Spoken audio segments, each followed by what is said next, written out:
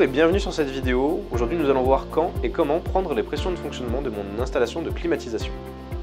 Nous tenons à rappeler que ces manipulations doivent être faites par des personnes ayant les attestations d'aptitude et de capacité de manipulation des fluides frigorigènes. Cela étant dit, passons à la suite.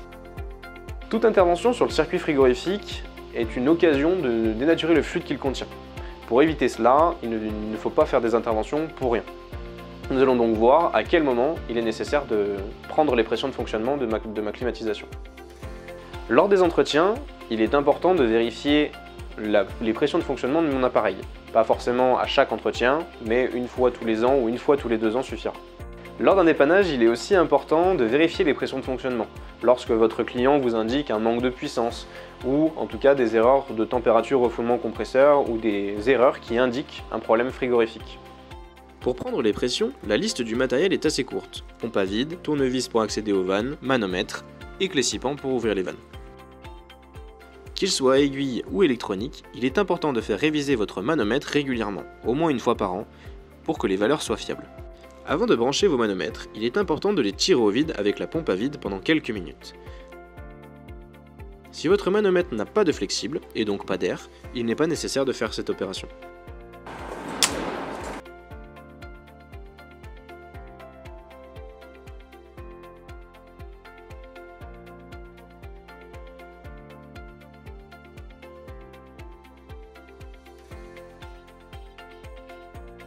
Avant le branchement, pour permettre de perdre moins de gaz lors du raccordement, il faut mettre en froid votre installation.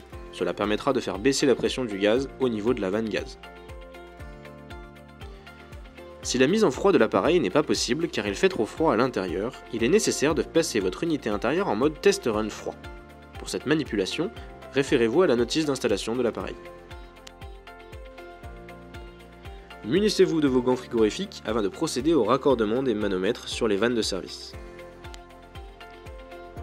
Lors du fonctionnement, il est nécessaire de prendre les pressions sur la vanne gaz, la plus grosse des 2 vannes. La pression lue en froid sur cette vanne est la basse pression, ou la BP, et la pression lue en chaud est la haute pression, HP. En fonction de ces pressions, vous pourrez identifier différents soucis sur les parties frigorifiques de votre installation, ou au contraire, un bon fonctionnement. A noter qu'il est aussi intéressant de voir la pression à l'arrêt sur votre installation, pour écarter la présence d'un condensable. Pour cela, il faut voir la pression à l'arrêt ainsi que la température au niveau du groupe extérieur et vérifier si la relation pression-température est respectée.